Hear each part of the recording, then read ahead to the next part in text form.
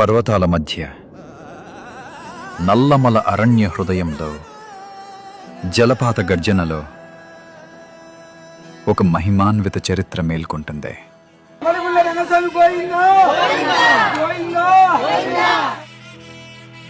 2 సంవత్సరాల క్రితము సంతానం లేక పెళ్ళయి 7 సంవత్సరాలైనా సంతానం లేదని చెప్పేసి స్వామి దగ్గరికి వచ్చారు.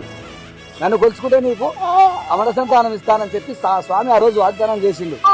ఆ చేసిన ప్రకారము ఆ నెలలోనే పండు నిలబడి 2 అమర పిల్లలు పుట్టిండు. ఆనందంగా ఆ స్వామికి ఈరోజు అగ్గిసేవ చేసుకొని వస్తున్నారు వీళ్ళు.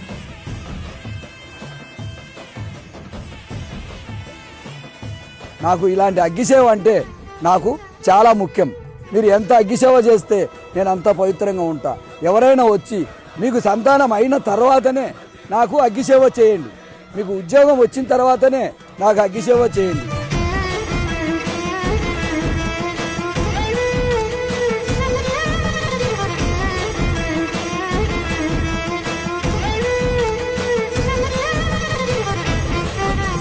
ప్లేస్లో వచ్చేసి సిగ్నల్స్ ఉండవు. దేవుని భక్తితో వచ్చిన వాళ్ళకి ఎన్వైరన్మెంట్ కూడా సహకరిస్తుంది, చాలా బాగుంటుంది. 7 శనివారాలకి ఇక్కడ మనం చేస్తే ఏదైనా కోరికలు అనేటువంటిది నెరవేరుతుంది అన్నమాట. ఇక్కడ ఎవరైనా తప్పు చేసి వస్తే ఈ గుడికి కంపల్సరీగా తేనెటీగలు కొడతాయి ఈ గుడిలో. అది ఈ గుడి యొక్క విశిష్టత. ఫస్ట్ టైం చూసాను అనమాట. తేనెటీగలన్నీ రావడము, అందరూ భయపడము, కొంతమందిని కుట్టే కూడా ఫస్ట్ టైం చూసి చాలా షాక్ అయ్యాను అనమాట. ఇలా కూడా జరుగుతుందా అని వినడమే కానీ కళ్ళారా చూశాను. ఇదే శ్రీ నెమలిగుండ్ల రంగనాయక స్వామి వారి దివ్యక్షేత్రం.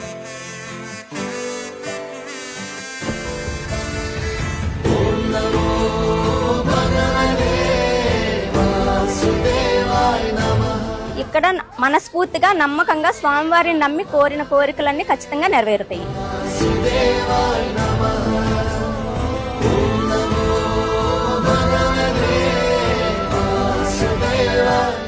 ఇక్కడ మహిమ ఏమిటంటే ఎవరన్నా అంటూ ముట్టుతోటి ఏదన్నా మైలతోటి జరగకూడని చెయ్యకూడని పనులు చేసి రాకూడదు.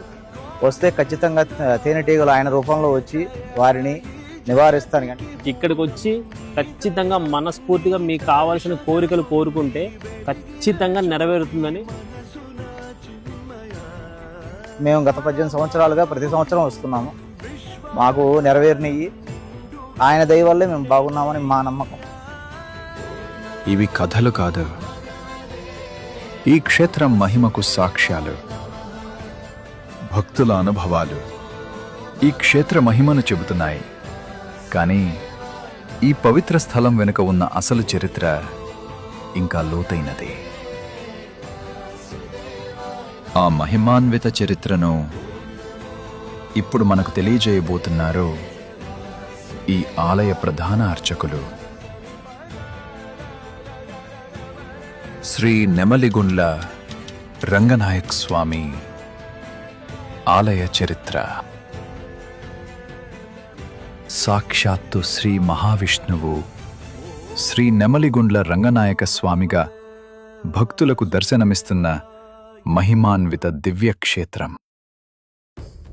జై శ్రీమన్నారాయణ. శ్రీ నెమలిగుండ్ల రంగనాయక స్వామి వారి క్షేత్రం చాలా పురాతనమైనది. అక్కడ నెమలి గుండ్ల బ్రహ్మేశ్వరంలో పుట్టి ఈ క్షేత్రం వైపుగా ప్రవహించినది. మయూర మహర్షుల వారు తపస్సు చేసుకుని ఉండేవారు. మయూర మహర్షి అంటే నెమలి ఆకారంతో ఉంటాడు. వారు ఈ గుండము చాలా చిన్నదిగా ఉన్నదని పెద్దది చేయడానికి శక్తి చాలక మయూర మహర్షుల వారు బ్రహ్మను గురించి తపస్సు చేశారట. అలా కొన్ని సంవత్సరములు చేసిన తర్వాత బ్రహ్మ వీరి తపస్సుకు మెచ్చి వారికి శక్తినివ్వడం జరిగినది. వారికి ముక్కు పొడవుగా ఉంటుంది, కాలిగోళ్ళు పెద్దవిగా ఉంటాయట. కాలిగోళ్లతో ముక్కు పుటాలతో పెద్దదిగా చేయడం జరిగింది. అందువల్ల నెమలిగుండము అనేటువంటి పేరు వచ్చినది.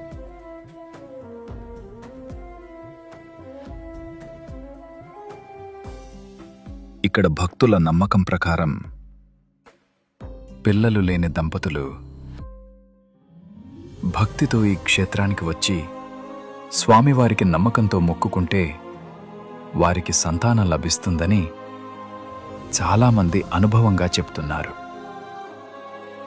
ఇది కేవలం భక్తుల నమ్మకం మాత్రమే కాదు, ఈ క్షేత్రానికి సంబంధించిన ఒక ప్రాచీన చరిత్ర ఉంది. స్వామివారి యొక్క ఇక్కడ కొంత దూరంలో చెంచుగూడాలు ఉండేటువంటి పూర్వము. ఆ చెంచుగూడాలలో బయన్న బయక్క అనేటువంటి ఇద్దరు దంపతులు ఉంటే వారికి సంతానం కోసము తిరుగుతూ ఉన్నటువంటి సమయంలో మయూర మహర్షి వారు వారికి కనిపించడము, వారిద్దరికీ చెప్తాడు ఇక్కడ రంగనాయక స్వామి దగ్గర తపస్సు చేసుకోమని చెప్పడంతో మయూర మహర్షి వారు ఆ స్వామివారి యొక్క అనుగ్రహంతో ఆ బయ్యక్క కొంతకాలం తర్వాత గర్భవతి, ఆమె నవమాసాలు పూర్తయిన తర్వాత ఒక అమ్మాయికి జన్మనిస్తుంది. ఆ అమ్మాయి పేరు లక్ష్మీదేవి అనేటువంటి నామకరణం చేస్తారు.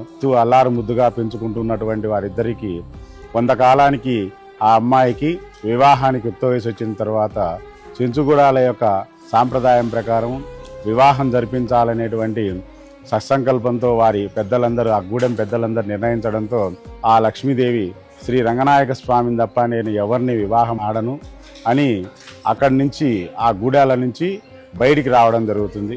మయూర మహర్షి వారిని సంప్రదించడంతో తదుపరి మహర్షుల వారు ఆ చెంచుకన్య ఇద్దరు కలిసి ఘోరమైనటువంటి తపస్సు చేసినారని, చేసిన తర్వాత కొన్ని వందల సంవత్సరాలకు ఆమె తపస్సుకు మెచ్చి శ్రీమన్నారాయణమూర్తి అయినా పరీక్షింపదలచి చెంచువాడి అవతారంలో ఆమెను పరీక్షింపజేసిన తర్వాత తదుపరి విష్ణుమూర్తి అవతారంలో దర్శనం ఇవ్వడం జరిగింది.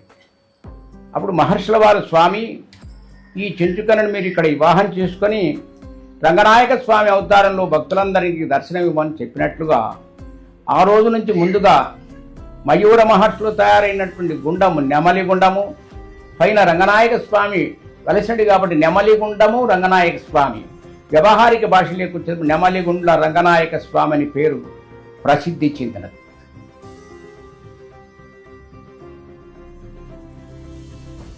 చైత్రశుద్ధ పౌర్ణమి రోజు అనగా ఏప్రిల్ 2వ తారీఖు, 3వ తారీఖు, 4వ తారీఖు, 5వ తారీఖు 4 రోజులు శ్రీ స్వామివారి బ్రహ్మోత్సవాలు అత్యంత వైభవంగా జరుగుతున్నాయి.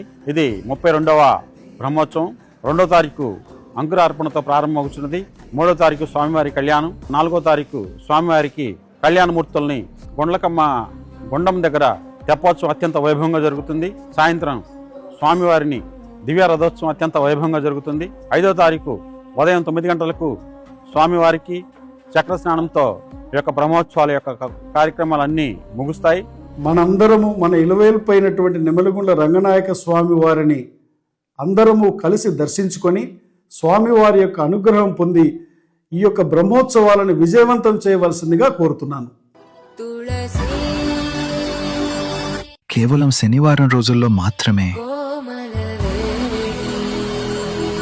భక్తుల అందుబాటులో ఉండి